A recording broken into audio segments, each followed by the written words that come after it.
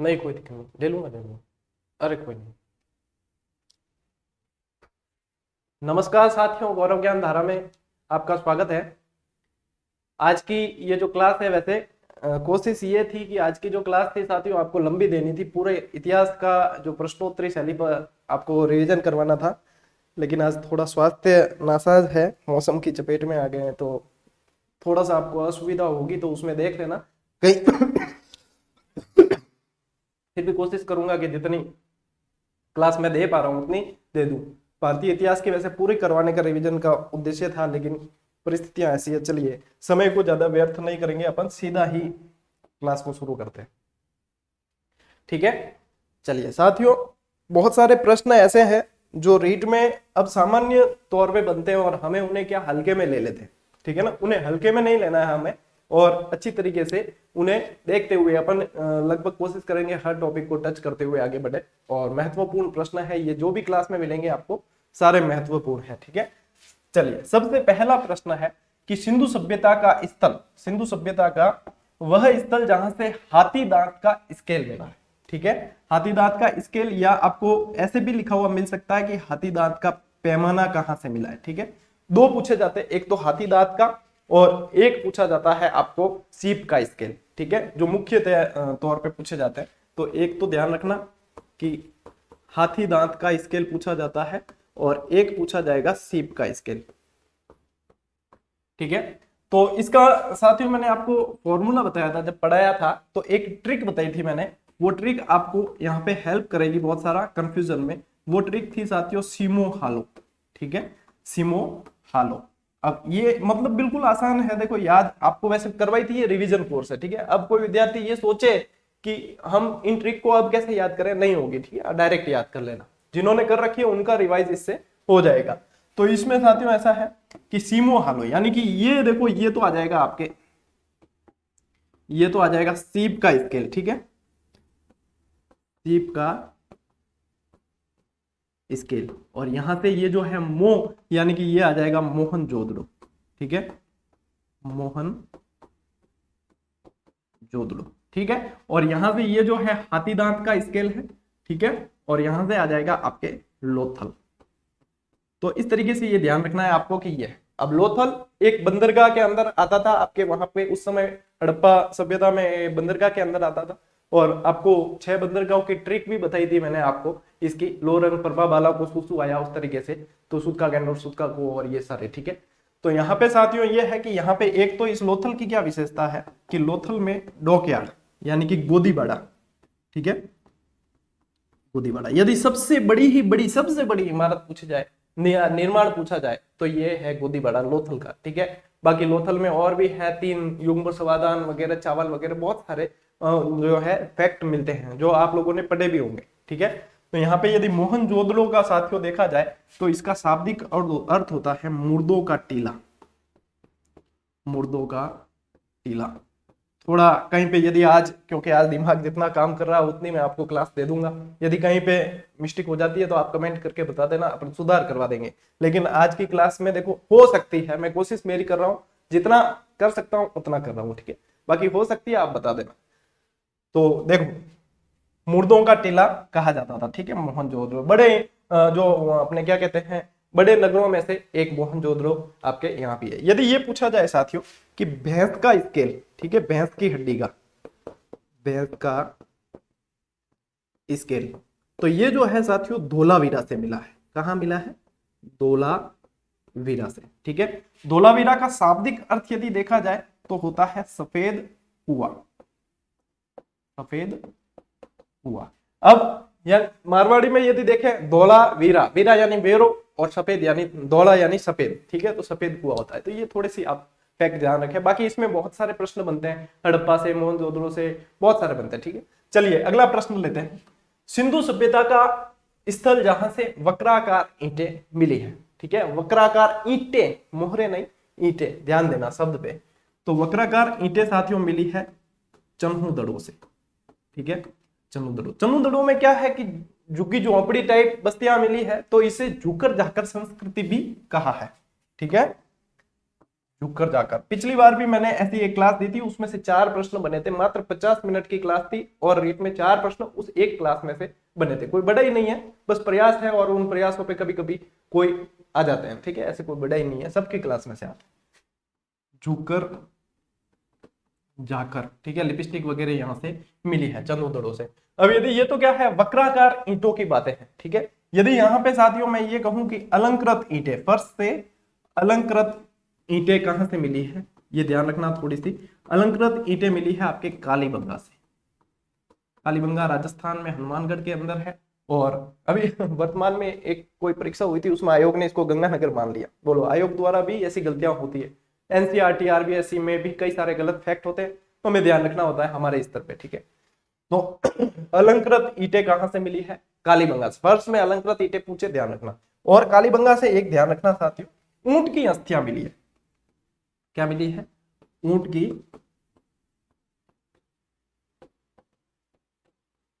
अस्थियां मिली है। हल्की रेखाएं मिली है, ठीक है ना, कृषि के अवशेष, सीता कहते हैं, हल्की रेखा वो मिले हैं, ये है। इसका शाब्दिक अर्थ जो है वो होता है काले रंग की चूड़ियां।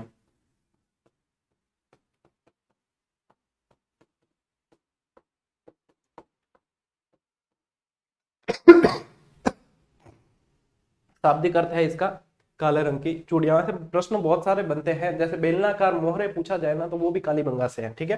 तो यहाँ से कालीबंगा बहुत इंपॉर्टेंट है, इसे अच्छी तरीके से पढ़ना। और क्या मिला है, बेलनाकार मोहरे, ठीक है। मोहरे अलग है और ईंटें अलग है। मोहरे सेलखड़ी से बनाई जाती थी, ठीक है। और जो ईंटों में यदि बात करें, सबसे बड़ी ईंट जो मिली है वो मोहनजोदड़ो से मिली है, ठीक है।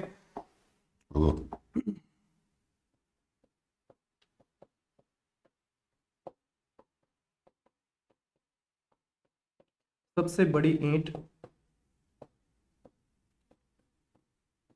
मोहनजोदड़ो से, ठीक है। और ईंटों का जो आकार होता था वो अनुपात में पूछा जाता है, 4:2:1, 4:2:1, इस तरीके से ईंटें मिली है, ठीक है। इंपॉर्टेंट प्रश्न है। बाकी देखो बहुत है, पतन, उत्पत्ति वगैरह खूब सारे प्रश्न है, तो मैंने क्लासेस आपको करवाई है। अब ये जो बोर्ड भरा है वो इतना, देखो जगह इतनी है, इसमें अपन इतना ही समय देंगे, ठीक है। चलिए आगे बढ़ते हैं दूसरे प्रश्नों पर। किसके अनुसार आर्यों का मूल स्थान मध्य एशिया था। सबसे पहली बात तो यह है साथियों कि ये जो मत है वो सर्वमान्य है, ये जो मत है वो सर्वमान्य है, ठीक है। और ये मत दिया किसने है, मैक्स मूलर ने।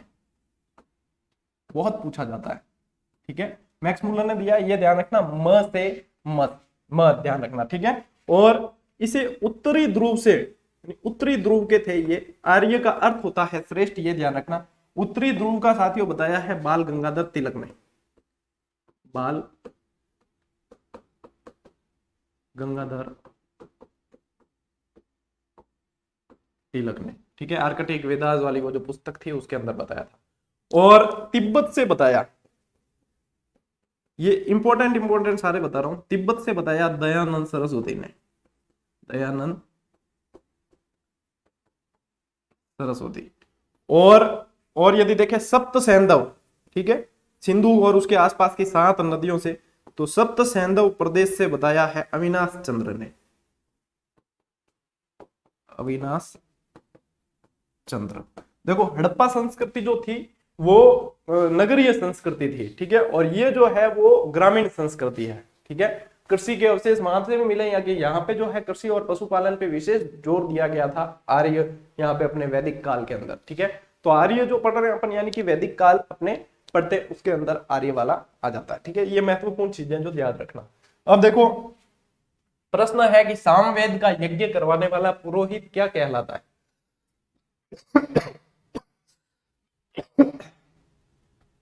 सॉरी, सामवेद का यज्ञ करवाने वाला पुरोहित क्या कहलाता है। सबसे पहली बात है साथियों, वेद कितने प्रकार के होते हैं, 4, ठीक है। इनके उपवेद कितने हैं, 4। तो पुरोहित भी कितने हुए, 4, ठीक है।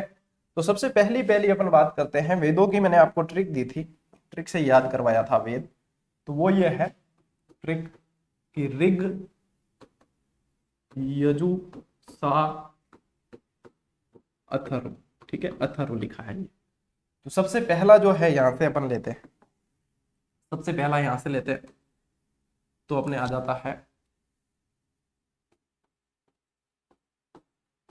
ऋग्वेद, ठीक है, नंबर 1।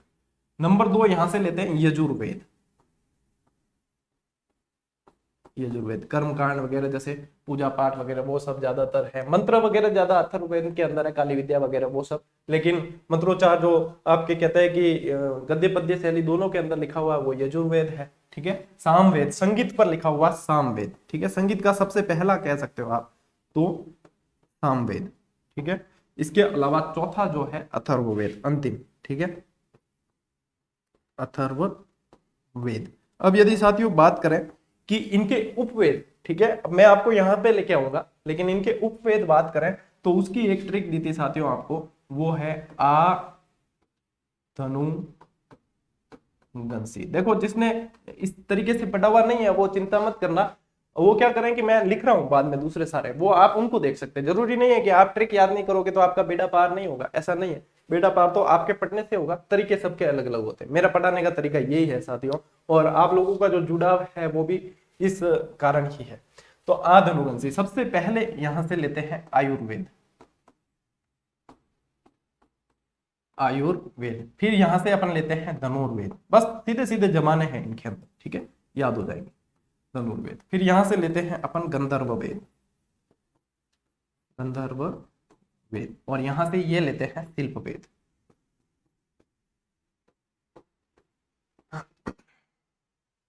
शिल्प वेद, ठीक है। चलिए अब साथियों बात करें कि यज्ञ कराने वाले पुरोहितों की, ठीक है। तो ये अभी वीडियो के अंदर बना भी था एकदम प्रश्न, बहुत इंपॉर्टेंट है, इसलिए मैंने आपको इसको सारणी के तरीके से और ट्रिक के माध्यम से करवाया था।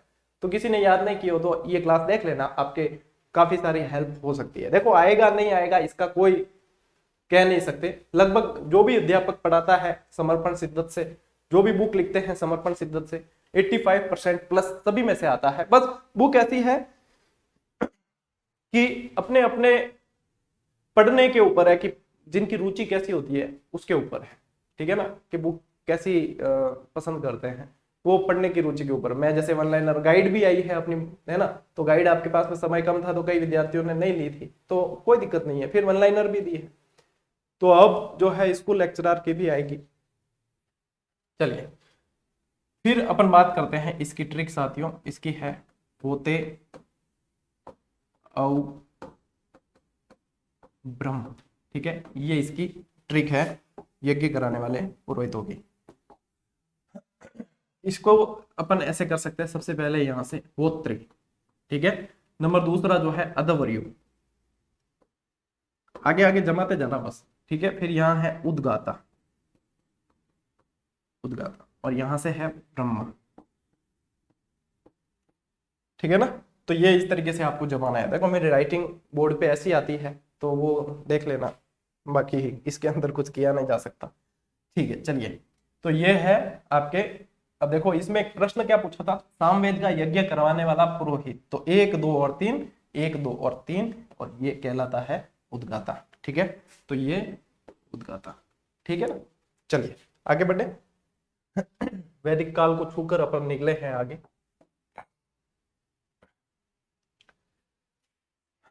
देखो बौद्ध साहित्य में महावीर स्वामी को किस नाम से जाना जाता था, तो महावीर स्वामी जो है साथियों बौद्ध साहित्य में जाना जाता था वो बताना है, लेकिन महावीर स्वामी जो है जैन तीर्थंकर थे, ठीक है, जैनों के 24वें तीर्थंकर थे महावीर स्वामी, ठीक है। कौन से थे, 24वें तीर्थंकर, ठीक है। यदि पहले बात करें कि पहले कौन थे, तो पहले थे ऋषभ देव आदिनाथ, ऋषभ देव, ठीक है। अब ये 24वें तीर्थंकर थे, ठीक है ना। अब इनकी यदि बात करते हैं साथियों, इनके यहीं से माना जाता है जैन धर्म को मतलब आगे बढ़ाना, प्रवर्तक वगैरह जो है वो महावीर स्वामी को ही माना जाता है। प्रश्न क्या है कि बौद्ध साहित्य में इनको क्या कहा जाता है, ठीक है, तो ये बहुत इंपॉर्टेंट है, ध्यान रखना। तो इनको कहा जाता है बौद्ध साहित्य में निगंठनाथ पुत्र, निगंठनाथ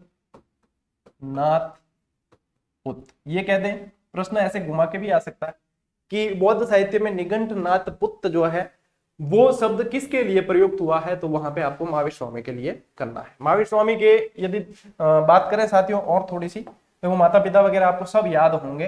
तो यहाँ पे बात करें, इनकी पुत्री जो थी उसका नाम था प्रियदर्शना,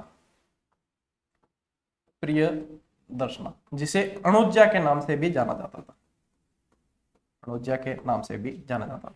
यदि प्रथम शिष्य की बात करें तो जमाली,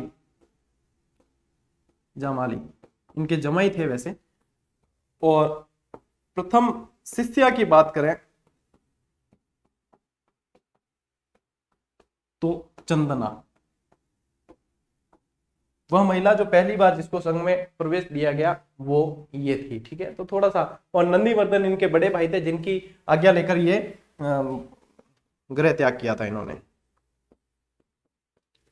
बहुत सारे प्रश्न है बनते हैं साथियों, खूब सारे बनते हैं। ठीक है, ये नंदीवर्धन,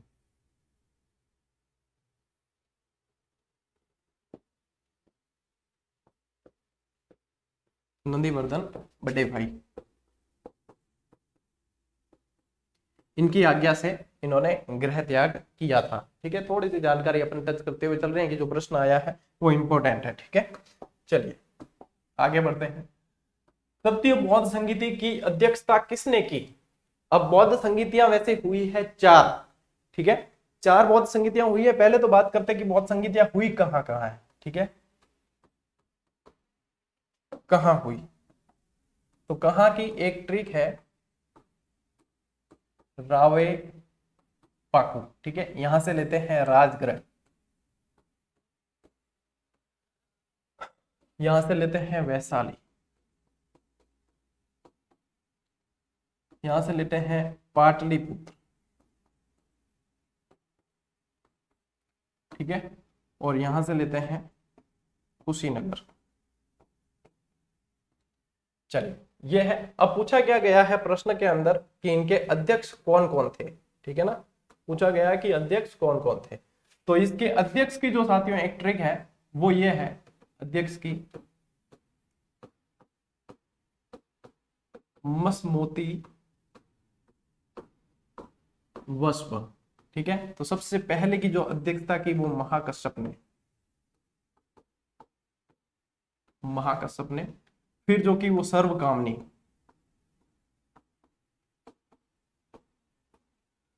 सर्वकामनी ने की। फिर ये मोती लिखा हुआ है, यानी कि मोती यानी कि मोगली पुत्र तिस। ठीक है, ये तीसरा जो पूछा था उसका उत्तर ये है। और ये वस्व लिखा हुआ है, यानी कि व से तो आएगा आपके वसुमित्र जो थे अध्यक्ष। ये तो क्या थे, अध्यक्ष। और ये स्व है, यानी कि अश्वघोष, अश्वघोष जो थे उपाध्यक्ष। ठीक साथियों, तो ये आपको याद रखना है। ये जो बौद्ध संगीतियां हैं बहुत इंपॉर्टेंट है, और इस तरीके से आपको याद रखना है कि ये कहाँ हुई थी और इनकी अध्यक्षता किसने की। ठीक है, अध्यक्ष पूछे जाते हैं। चलिए आगे बढ़ते हैं। किस मौर्य शासक ने संलेखना पद्धति द्वारा अपने प्राण त्यागे? सबसे पहले बात करें, मौर्य वंश की स्थापना की चंद्रगुप्त मौर्य ने। ठीक है ना, चंद्रगुप्त मौर्य ने मौर्य वंश की स्थापना की। नंद वंश का जो शासक था, गणानंद उनका शासक था, उनको कौटिल्य की सहायता से हराकर, और उसके बाद में गणानंद को हराकर, जिसमें कौटिल्य ने मदद की थी। ठीक है, सक्टार जो है गणानंद का मंत्री था, उसने इनकी मदद की थी। और उसके बाद में चंद्रगुप्त मौर्य ने मौर्य वंश की स्थापना की थी। ठीक है, चलिए सबसे पहले यदि संस्थापक पूछे मौर्यों के,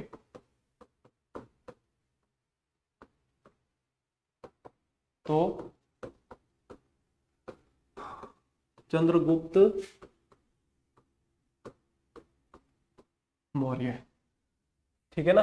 अब देखो संलेखना, संलेखना क्या है? संलेखना एक तो होता है संथारा और एक होता है संलेखना। अब जैसे आपके जैन जो जैन धर्म है उसमें 2 शाखाओं में जैन धर्म विभाजित हो गया था। एक तो थे श्वेतांबर और एक थे दिगंबर। तो पद्धति दोनों एक ही है, भूखे प्यासे रहकर पूरी तरीके से फिर अपने प्राण त्यागते हैं ईश्वर की आराधना में, पद्धति एक ही है।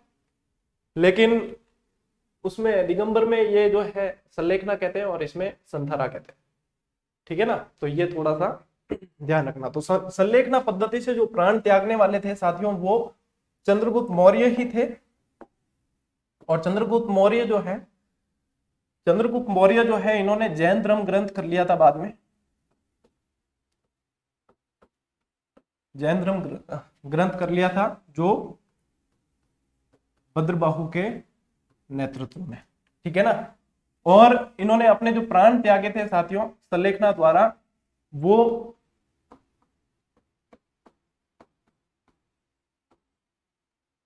श्रवणबेलगोला में,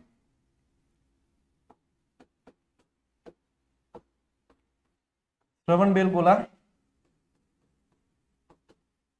कर्नाटक के अंदर इन्होंने प्राण त्यागे थे। इनके बाद में जो शासक बने वो बिंदुसार और उसके बाद में अशोक। तो अशोक का तो वैसे बहुत बड़ा महत्व है मौर्य काल के अंदर, ठीक है ना। चलिए, जैन ग्रंथों में बिंदुसार को किस नाम से जाना गया? देखो जैन ग्रंथों में, ठीक है ना, यहाँ पे ध्यान देने योग्य बात है। आज की वैसे क्लास बहुत ऊर्जावान होनी थी, सारी स्लाइडें बनी हुई है, लेकिन जितनी दे पा रहा हूं उतनी मैं आपको दे दूंगा, ठीक है। जैन ग्रंथों में ऐसे याद रखना, जैसी, ठीक है, जैसी करनी वैसी बननी कहते हैं ना। तो जैन धर्म में या जैन साहित्यों में इन्हें सिंहसेन के नाम से जाना गया, ठीक है। प्रश्न क्या था कि जैन ग्रंथों में बिंदुसार को किस नाम से जाना गया? देखो यदि पुराणों में पूछा जाए, वायु पुराण में है, वैसे पुराणों में भद्रसार या मद्रसार भी कहते हैं, ठीक है, कई जगह टाइप लिखा हुआ ऐसे मिलता है। तो भद्रसार या मद्रसार के नाम से जाना जाता है, ठीक है, पुराणों में। और बात करें इनकी तो यूनानी ग्रंथों में अमित्रो चेटस कहा गया। संस्कृत साहित्य में, संस्कृत ग्रंथों के अंदर अमित्र घात के नाम से बिंदुसार को जाना गया, ठीक है। ये थोड़ा सा ध्यान रखना इंपॉर्टेंट है। चलिए, अशोक ने धर्म प्रचार हेतु तो श्रीलंका किसे भेजा? तो श्रीलंका जो है साथियों बहुत इंपॉर्टेंट प्रश्न है। महेंद्र और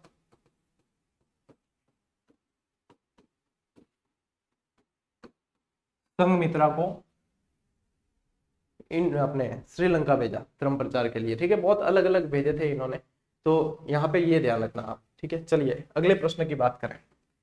अशोक के विभिन्न नाम और उपाधियों का उल्लेख, ये जो उपाधियां हैं बहुत इंपॉर्टेंट है। तो सबसे पहले यदि बात करें साथियों मगधाधि राज, तो मगधाधि राज की जो उपाधि इनकी उल्लेख मिलता है वो भाबरू शिलालेख में, ठीक है, भाबरू शिलालेख के अंदर जो अपने जयपुर से प्राप्त हुआ है, कैप्टन बर्ट ने इसकी खोज की थी। राजा या रान्यो अशोक या राज्यो अशोक भी मिलता है, तो इसकी जो साथियों उल्लेख मिलता है वो कनगन हल्ली अभिलेख में, कनगन हल्ली के अंदर, ठीक है। अशोक वर्धन मिलता है पुराणों में, वायु पुराण की जानकारी मिलती है मौर्य वंश की। देवनाम और देवनाम प्रियदर्शी मिलता है आपके अभिलेखों में,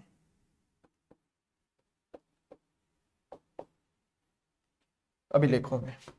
और अशोक नाम, स्पेशल अशोक नाम जो मिलता है वो मास्की, गुर्जरा, ठीक है, ये बहुत इंपॉर्टेंट है, पूछा जाता है। मास्की, गुर्जरा, उद्गोलन और नित्तुर लिख देना, जगह नहीं बची है यहाँ तो आप लिख दें मास्की, गुर्जरा, उद्गोलन और नित्तुर, ठीक है। तो यहाँ पे ये अशोक के नामों का उल्लेख मिलता है। चलिए, हो सकता है काफी सारे प्रश्न इसमें से मिल जाए आपको, हो सकता है नहीं भी मिले, लेकिन इसके साथ में देखो यदि आप देखोगे तो इसके साथ में आपको लगभग मैं इस क्लास के अंदर 50 के करीब प्रश्न देने वाला हूं, जैसे डिस्क्राइब कर रहे हैं उसके साथ में 50 के लगभग प्रश्न आपको मैं देने वाला हूं। तो उसके अंदर हो सकता है 2-4 प्रश्न हूबहू मिल जाए। आखिर में प्रश्न बनते कहां से? जो इंपॉर्टेंट है उसके अनुसार ही ये क्लास ली गई है। ठीक है, तो गुप्त वंश का साथियों वास्तविक संस्थापक किसे माना जाता है, ये प्रश्न है। गुप्त वंश का वास्तविक संस्थापक जो है, जैसे संस्थापक यदि बात करें तो संस्थापक तो है सिर्फ गुप्त, ठीक है ना।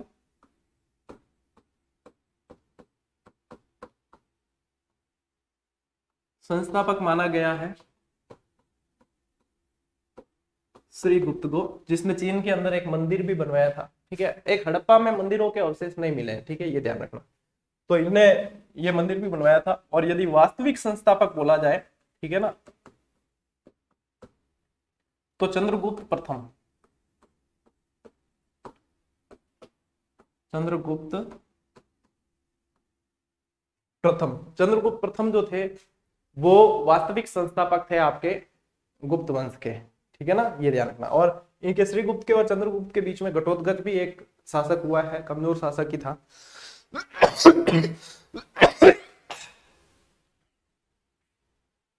कमजोर शासक था, घटोत्कच भी हुआ है, ठीक है ना। चंद्रगुप्त के बारे में आप थोड़ा सा जानकारी ध्यान में रखें। अगला प्रश्न है, प्रयाग प्रशस्ति में श्लोकों की संख्या कितनी है। सबसे पहले तो मैं इसका उत्तर बता देता हूं। श्लोकों की संख्या है 8, ठीक है, श्लोकों की संख्या है 8। इसके अंदर जो जानकारी मिलती है वो समुद्रगुप्त के विजयों की जानकारी मिलती है, ठीक है।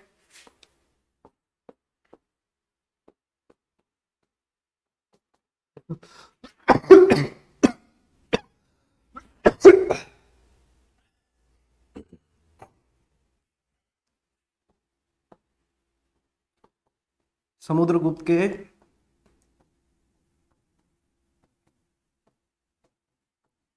विजयों की जानकारी मिलती है आपके इसमें। मैंने है ना वन लाइनर के अंदर एक एक लाइन में बताया था इसकी जो नीतियां थी समुद्रगुप्त की, जैसे प्रस्बोधरण है, आर्यव्रत के राजाओं के खिलाफ प्रस्बोधरण, और बहुत सारी और भी जो नीतियां थी, कर ग्रहण, मोक्षानुग्रहण वगैरह, वो सब वो समुद्रगुप्त की थी। समुद्रगुप्त को है ना भारत का नेपोलियन भी कहा जाता है, ठीक है ना।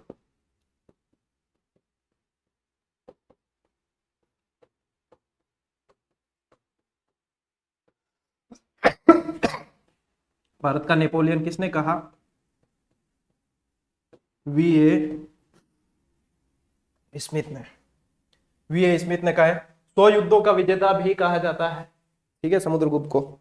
जो प्रयाग प्रशस्ति थी उसकी रचना हरिसेन ने की थी। ये गद्य पद्य शैली में चंपू शैली के अंदर प्रयाग प्रशस्ति है, ठीक है। आगे आपके है गुप्तकालीन मंदिर, जो संभवतः पहला शिखर युक्त मंदिर था, कहां था, ठीक है। तो ये जो है इसका उत्तर है साथियों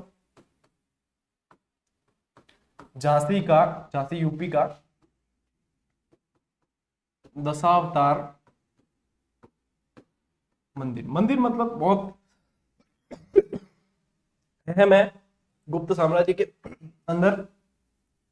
झांसी का देवगढ़ का दशावतार मंदिर कहते हैं, ठीक है ना ये। और ये है क्या, देवगढ़, देवगढ़ का दशावतार मंदिर कहा जाता है। एक दो याद रखना, क्योंकि बाकी जो मंदिर है वो ईंटों और पत्थरों दोनों के मिक्स बनते थे, और दो मंदिर जो है सिर्फ और सिर्फ ईंटों के बने हैं। एक तो भीतरी गांव का ईंटों का मंदिर, एक सिरपुर का लक्ष्मण मंदिर। भीतरी गांव का ईंटों का मंदिर यूपी कानपुर में है, और सिरपुर का लक्ष्मण मंदिर महासमुंद छत्तीसगढ़ में है, ये ध्यान रखना।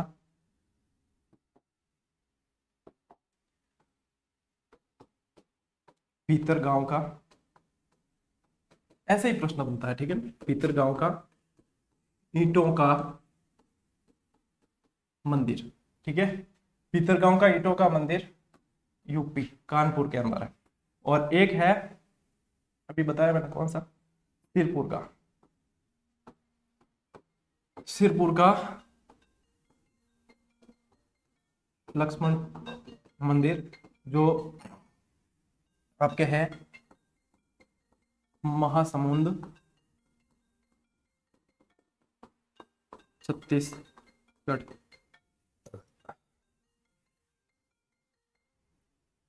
पता नहीं इसमें से कुछ गलतियां भी रही होगी, मैं बाद में क्लास देखूंगा तो पता चलेगा। बाकी एक बार आपको क्लास जैसे तैसे दे ही देते हैं जितनी भी होगी। किसने बताया कि चंद्रमा पृथ्वी के और पृथ्वी सूर्य के चारों ओर घूमती है। ये जो बात कहने वाले थे साथियों महान भूगोलवेता वराह मिहिर, ठीक है ना। एक सेकेंड। हाँ सुख सा, मैं दो पे मैं स्टूडियो में हूँ तो घर में दो, ठीक है। वराह मिहिर ने जो है वो ये कहा था, अब देखो ये जो है चंद्रगुप्त विक्रमादित्य के दरबार में थे।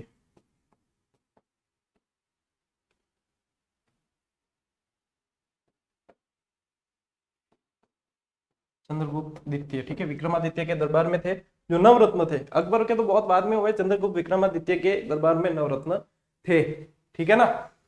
तो चंद्रगुप्त विक्रमादित्य के दरबार में थे, बहुत बड़े भूगोलवेत्ता थे, बहुत इनकी देखो यदि रचनाएं देखी जाए तो लघु जातक, बृहद जातक और पंच सिद्धांतिका बहुत इंपॉर्टेंट है।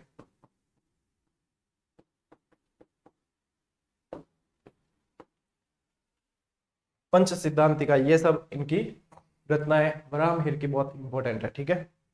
अब आपके ये जैसे ब्रह्मगुप्त है, नागार्जुन है, ये सारे सारे गुप्त काल में हुए हैं, आर्यभट्ट वगैरह सब। तो कहीं ना कहीं कोपरनिकस और टोलेमी ने तो वो दूसरा गलत ही दिया था।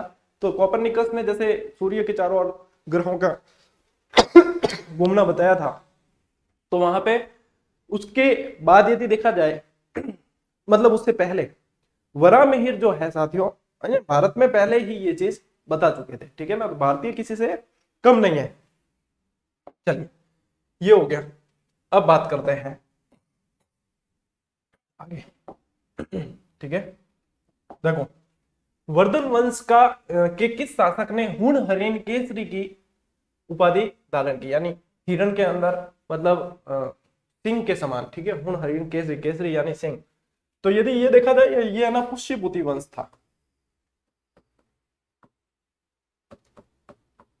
पुष्यभूति वंश था। यदि इसको याद करना है साथियों तो एक ट्रिक है, पुनरादित्य प्रभा, ठीक है। अब याद करने का मतलब है पुनरादित्य प्रभा ट्रिक है अपनी।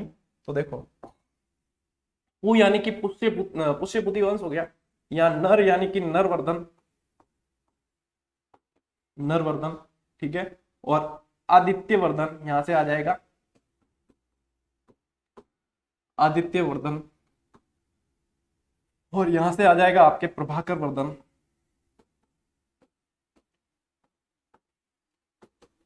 प्रभाकर वर्धन। और उसके बाद में फिर आपके प्रभाकर वर्धन के दो पुत्र थे, राज्यवर्धन और हर्षवर्धन, और एक पुत्री थी राजश्री। और इनकी स्टोरी पूरी इस तरीके से चलती है। तो ये ध्यान रखना कि यहाँ पे ये जो उपाधि धारण की है हुण हरिण केसरी की, वो की है प्रभाकर वर्धन ने। देखो हर्षचरित में कितने अध्याय थे, प्रश्न क्या है, हर्षचरित में कितने अध्याय थे। हर्षचरित में भी साथियों 8 अध्याय थे, ठीक है ना, 8 अध्याय थे। बाण भट्ट के द्वारा लिखी गई है हर्षचरित्र, ठीक है। बाण भट्ट के द्वारा लिखी गई है। बाण भट्ट इनके हर्षवर्धन का दरबारी कवि था। बाण भट्ट के द्वारा और भी लिखी गई है, BHKP नाम से मैंने ट्रिक बनाई थी। तो बाण भट्ट हर्षचरित्र, और फिर कादम्बरी आ जाएगा, K से, P से पार्वती परिणय, और ऐसे आ जाती है। तो बाण भट्ट ने ये लिखी थी। और बाण भट्ट जो है